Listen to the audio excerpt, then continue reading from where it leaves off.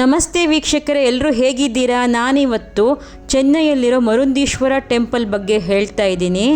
ಇದು ತುಂಬಾ ಪ್ರಶಾಂತವಾದ ಜಾಗ. ಇಲ್ಲಿ ನಿಮಗೆ ಯಾವುದೇ ಕಾಯಿಲೆ ಇದ್ದರೂ ಕೂಡ ಅದನ್ನು ಕ್ಯೂರ್ ಮಾಡ್ಕೊಳ್ಬೇಕು ಅನ್ನೋ ಆಸಕ್ತಿ ಇದ್ದರೆ, ಕ್ಯೂರ್ ಆಗಲೇಬೇಕು ಅನ್ನೋ ಅವಶ್ಯಕತೆ ಇದ್ದರೆ ಇಲ್ಲಿ ಬಂದು ದೇವರನ್ನ ತುಂಬ ಭಕ್ತಿಯಿಂದ ಬೇಡ್ಕೊಂಡ್ರೆ ಎಲ್ಲ ಕ್ಯೂರ್ ಆಗೇ ಆಗುತ್ತೆ. ಇಲ್ಲಿ ನೋಡ್ತಾ ಇದ್ದೀರಲ್ಲ, ಇದು ದೇವಸ್ಥಾನದ 2 ಎಂಟ್ರೆನ್ಸ್ಗಳಲ್ಲಿ ಒಂದು ಎಂಟ್ರೆನ್ಸ್. ಈ ದೇವಸ್ಥಾನದಿಂದ ಒಂದು ರೋಡ್ ಶುರು ಆಗುತ್ತೆ, ಅದನ್ನು ECR ಅಂತ ಕರೀತಾರೆ, ಅಂದರೆ ಈಸ್ಟ್ ಕೋಸ್ಟ್ ರೋಡು. ಹಿಂದೆ ಚೋಳರು ತಂಜಾವೂರಿಗೆ, ಆಂಧ್ರ ಪ್ರದೇಶಕ್ಕೆ ಹೋಗಲು ಬಳಸುತ್ತಿದ್ದಂತಹ ರೋಡ್ ಇದು. ಈ ದೇವಸ್ಥಾನದ ಸುತ್ತಲೂ ಕೂಡ ಒಂದು ಒಳ್ಳೆಯ ಗಿಡ ಮರಗಳನ್ನು ಬೆಳೆಸಿದ್ದಾರೆ. ಹಾಗಾಗಿ ನಿಮಗೆ ನಿಜವಾಗಿಯೂ ಒಂದು ಒಳ್ಳೆ ಹೆಲ್ತ್ ಸಿಕ್ಕೇ ಸಿಗುತ್ತೆ. ನಾನಂತೂ ಇಲ್ಲಿ ಪದೇ ಪದೇ ಹೋಗ್ತಿರ್ತೀನಿ, ಒಂದು ಒಳ್ಳೆ ನೆಮ್ಮದಿ ಸಿಗುತ್ತೆ. ಮತ್ತು ದೇವಸ್ಥಾನ ಇದು ಮರುಂದೀಶ್ವರ ಅಂತಂದರೆ god of medicine. So god of medicine major ದೇವರು ಇಲ್ಲಿ ಶಿವ. ಅವರು ಅಗಸ್ತ್ಯ ಋಷಿಗಳಿಗೆ ನಮ್ಮ ಆರೋಗ್ಯಕ್ಕೆ ಬೇಕಾದಂಥ ಹರ್ಬ್ಗಳ ಬಗ್ಗೆ, ಆ ವಿದ್ಯೆ ಬಗ್ಗೆ ಹೇಳಿಕೊಟ್ಟಿದ್ರಂತೆ. ತನ್ಮೂಲಕ ಜನಗಳಿಗೆ ಹೆಲ್ಪ್ ಮಾಡುವಂತೆ ಅಗಸ್ತ್ಯ ಋಷಿಗಳಿಗೆ ಒಂದು ಸಂದೇಶ ಕೊಟ್ಟಿದ್ರಂತೆ. ಇದು ಇರುವುದು ಚೆನ್ನೈನ ಅಂಬೇಡ್ಕರ್ ನಗರ, ತಿರುವನ್ಮಯೂರಲ್ಲಿ. ತಿರುವನ್ಮಯೂರು ಅಂದರೆ ಏನು ಗೊತ್ತಾ? ಇದು ವಾಲ್ಮೀಕಿ ನಗರ ಅಂತಲೂ ಹೇಳ್ತಾರೆ. ವಾಲ್ಮೀಕಿ ರಾಮಾಯಣನ ಬರೆದಿದ್ದಾರಲ್ವ, ಅವರು ಇಲ್ಲಿ ಶಿವನನ್ನು ಆರಾಧಿಸ್ತಿದ್ರಂತೆ. ಹಾಗಾಗಿ ಇಲ್ಲಿ ಒಂದು ವಾಲ್ಮೀಕಿ ನಗರ ಅಂತಲೂ ಇಲ್ಲೊಂದು ಏರಿಯಾ ಇದೆ ಹತ್ತಿರದಲ್ಲಿ. ಮತ್ತಿದು ಇದ್ರ ಹೆಸರು ತಿರುವಾಲ್ಮೀಕಿಯೂರ್ ಅಂತ, ಅದು ಕನ್ವರ್ಟ್ ಆಗಿ ತಿರುವನ್ಮಯೂರ್ ಅಂತ ಆಗಿದೆ. ಈ ದೇವಸ್ಥಾನ 7ನೇ ಶತಮಾನದ್ದು. ಚೋಳ ರಾಜರು ಈ ದೇವಸ್ಥಾನವನ್ನು 11ನೇ ಶತಮಾನದ ಹೊತ್ತಿಗೆ ತುಂಬ ಇನ್ನೂ ಚೆನ್ನಾಗಿ ವಿಸ್ತಾರ ಮಾಡಿ ಒಳ್ಳೆಯ ಒಂದು ಮೆರುಗನ್ನು ತಂದು ಕೊಟ್ರಂತೆ. ಇಲ್ಲಿ ಸುತ್ತಮುತ್ತ ಹಾಕಿರೋ ಗಿಡಗಳೆಲ್ಲ ಒಳ್ಳೊಳ್ಳೆ ಒಂದು ಉಪಯುಕ್ತವಾದಂತಹ ಹರ್ಬ್ಗಳು, ಮರಗಳು. ಮತ್ತು ಇಲ್ಲಿ ಒಂದು ಗಾಳಿಯೂ ತುಂಬ ಶುದ್ಧವಾಗಿದೆ, ನೆರಳು ಕೂಡ ಅಷ್ಟೇ ಚೆನ್ನಾಗಿದೆ. ನನ್ನ ಅಜ್ಜಿ ಮನೆ ಕೂಡ ಸ್ವಲ್ಪ ದೊಡ್ಡದಾಗಿತ್ತು, ಅಲ್ಲೂ ಕೂಡ ಒಂದು ಒಳ್ಳೆ ಹೂದೋಟವನ್ನು ಬೆಳೆಸಿದ್ರು. ಅದೇ ನೆನಪಾಗತ್ತೆ ನನಗೆ, ಅದಕ್ಕೆ ನಾನು ಇಲ್ಲಿ ಬರ್ತಿರ್ತೀನಿ ಆಗಾಗ.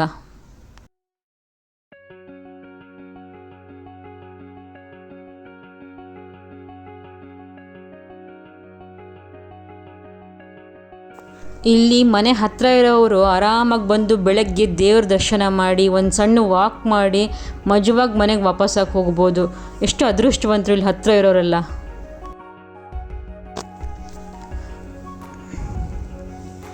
ಈಗ ಪ್ರಸಾದದ ಕೌಂಟ್ರ್ ಬರ್ತಾ ಇದೆ. ಅಲ್ಲಿ ಪುಳಿಯೋಗರೆ, ವಡೆ ಎಲ್ಲ ತುಂಬ ಕಡಿಮೆ ರೇಟಿಗೆ ಸಿಗುತ್ತೆ. ಅದನ್ನು ಪ್ರಸಾದ ರೀತಿಯಲ್ಲಿ ನಾವು ಕುತ್ಕೊಂಡು ತಿನ್ನಬಹುದು.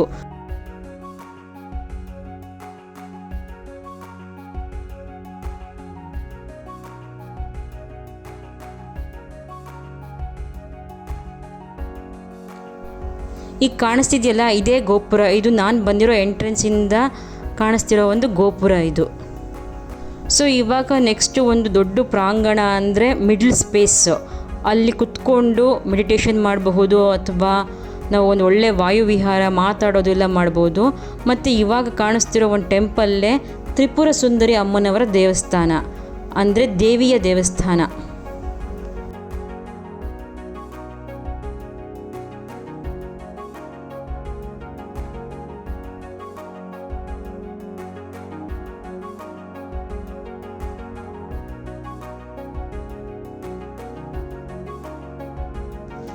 ಇದೇ ತ್ರಿಪುರ ಸುಂದರಿ ಅಮ್ಮನವರ ದೇವಸ್ಥಾನ. ಇದ್ರ ಒಳಗಡೆ ತುಂಬಾ ಚೆನ್ನಾಗಿದೆ. ಇಲ್ಲೂ ಕೂಡ ಒಂದು ಒಳ್ಳೆ ಆರತಿ ನಡೆಯುತ್ತೆ ಸಂಜೆ ವೇಳೆಗೆ. ಇವೆಲ್ಲ ನಮ್ಮ ಹಳೆ ಟೆಂಪಲ್ಗಳಲ್ವಾ, ಸೊ ನೀವು ಅಲ್ಲಿ ಶಿಲೆಗಳ ಮೇಲೆ ಮಾಡಿರೋ ಒಂದು ಕುಸುರಿ ಕೆಲಸ ನೋಡಬೇಕು, ತುಂಬಾ ಚೆನ್ನಾಗಿದೆ. ಒಂದು ಸ್ಕಲ್ಪ್ಚರ್ ಅನ್ನೋದು ತುಂಬ ಚೆನ್ನಾಗಿದೆ. ದೇವಸ್ಥಾನದ ಪ್ರತಿಯೊಂದು ದೇವಸ್ಥಾನದ ಕಂಬಗಳು ಅಥವಾ ಒಳಗಡೆ ಒಂದು ಗೋಡೆಗಳು. ನೀವು ಮರುಂದೀಶ್ವರ ಗರ್ಭಗುಡಿಯಲ್ಲಿ ಹೋದ್ರಂತೂ ಒಂದು ಆರ್ಟ್ ಗ್ಯಾಲರಿ ನೋಡ್ದಂಗೆ ಆಗುತ್ತೆ. ಎಲ್ಲ ದೇವರುಗಳು ಹಾಗೂ ಅವ್ರುಗಳನ್ನ ಅಲಂಕಾರ ಮಾಡಿರೋ ರೀತಿ, ಅವ್ರನ್ನ ಇಟ್ಟಿರೋ ರೀತಿ ಒಂದು ಆರ್ಟ್ ಗ್ಯಾಲರಿನೇ ಕಾಣಿಸುತ್ತೆ ಮರುಂದೀಶ್ವರ ಟೆಂಪಲ್ ಒಳಗೆ ಹೋದರೆ.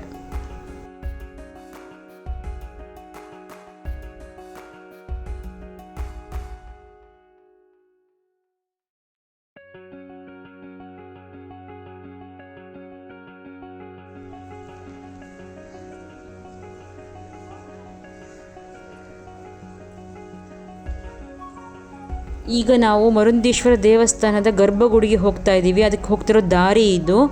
ಈಗ ಒಂದು ದೇವಸ್ಥಾನ ಸಿಗುತ್ತೆ. ಆನಂತರ ಬಲಭಾಗಕ್ಕೆ ಹೋದರೆ ಮರುಂದೇಶ್ವರ ದೇವರ ಗರ್ಭಗುಡಿ ಸಿಗುತ್ತೆ. ಈ ದೇವಸ್ಥಾನ ಸುಮಾರು ದೇವರುಗಳ ಸಮಾಗಮ. ಇಲ್ಲಿ ಒಂದು ಸ್ವಲ್ಪ ದೂರಕ್ಕೂ ಒಂದೊಂದು ದೇವರದ್ದು ದರ್ಶನ ಮಾಡ್ತಾ ಹೋಗಬಹುದು.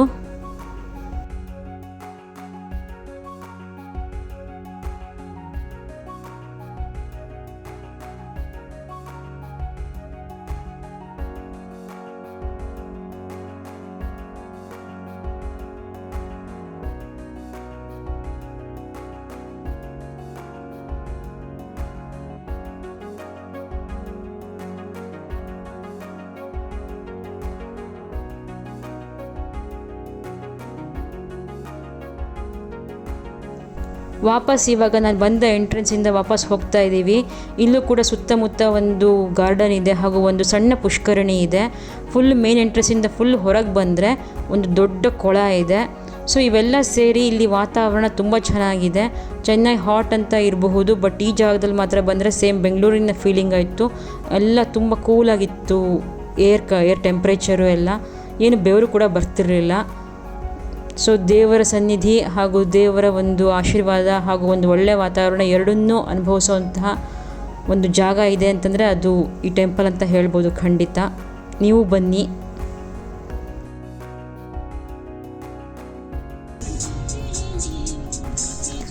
ಈಗ ಸೈಡಲ್ಲಿ ಕಾಣಿಸ್ತಿರೋದೇ ಒಂದು ದೊಡ್ಡ ಕೊಳ, ದೇವಸ್ಥಾನದ ಹೊರಗಿರುವಂತಹ ದೊಡ್ಡ ಕೊಳ.